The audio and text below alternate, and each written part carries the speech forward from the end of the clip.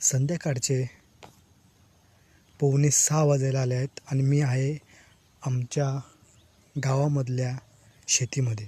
सध्या तर शेतकरी कोण नाही आहे, त्यामुळे मी इथं पपई घेण्यासाठी आलेलो लपून. तर तुम्हाला मी दाखवतो पपईचा मळा. हा पपईचा मळा आहे आणि संध्याकाळ असल्यामुळे शेतकरी सर्व गेलेले आहेत आणि मी आणि माझे मोठे बंधू हे सध्या आम्ही एवढे पपई चोरले आहेत.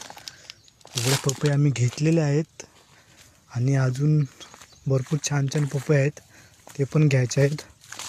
पण हे सर्व शेतकरी येण्याच्या अगोदर